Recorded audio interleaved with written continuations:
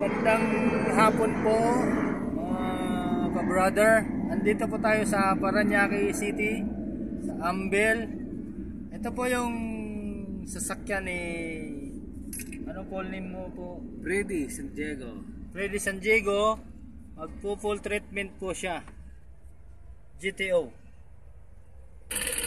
Ito po palang van ni Brother Freddy. Model 2012, no? Okay, ito po yung van niya Na pinabibihay ko all around. so, check natin yung langis. Ang una nating ikakarga si extra terrific. Ito ang si extra terrific. Ito po yung dudurog sa mga carbon deposit. Ito po yung ano niya at trabaho. Ilatapak.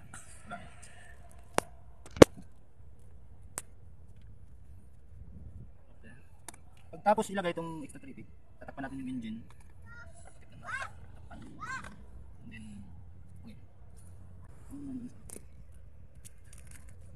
okay naman. Okay naman. Bago siya ilagay, isi-shake muna.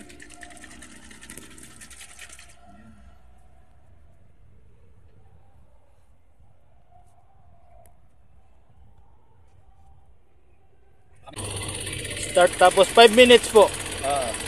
Wait lang. Bahay namin oh. I-rev natin ng 1,000 to 2,000 RPM. Bro, isusunod naman natin si GTO Max. GTO Max.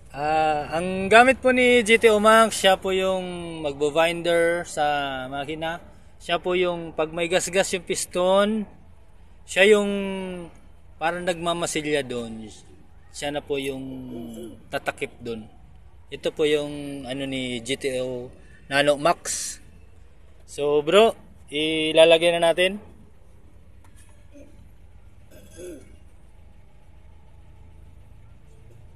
Anong tatak? GTO po.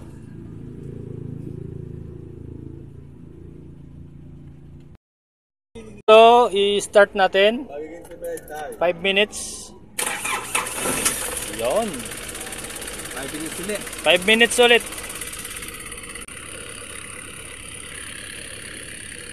After 5 minutes, i-rev natin ang tuloy-tuloy 36. Okay. Ang susunod po natin si Classic Enhancer. Ang gamit po nito, siya po yung mag-i-enhancer sa langis na patay. Siya po yung magpapaganda. Ito na po si Classic Enhancer. Lagyan mo natin yung ano, yung power steering. Bro, lagyan mo. Yung ano yun. Takip. Ay, nakaka na. Hop, hop, hop. Dalawang takip, dalawang ano. Oh. Hop. And then, saka natin ibuhos dito sa mo bro. Makina. Buhos mo lahat. Yun. Magbabagong hatak po, tsaka titipid ang diesel. 50 to 70%.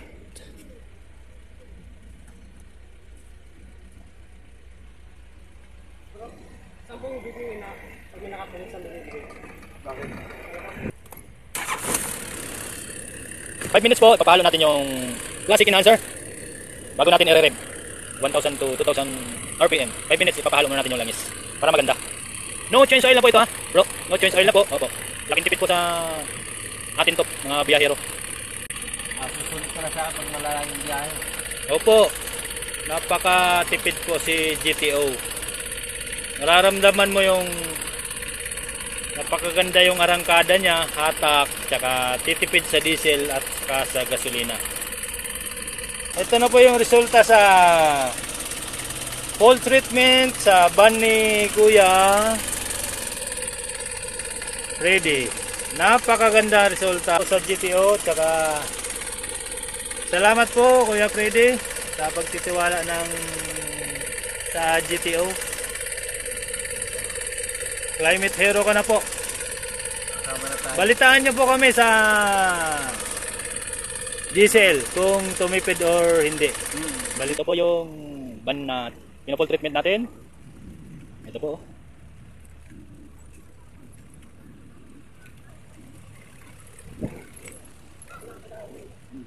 Yan po yung full treatment natin. Ban po ni Brother Freddy. Nandito po tayo mismo ngayon sa El Shaddai, Paranaque City. Po si Brother Freddy. Brother, ano po yung masasabi mo sa GTO? Sinubukan kong gumamit itong GTO. Ngayon, kanina mausok. Pero ngayon, wala nang kausok-usok. Yun. Kaya, saka limang andar na makina, pino. Pino na po. Pino.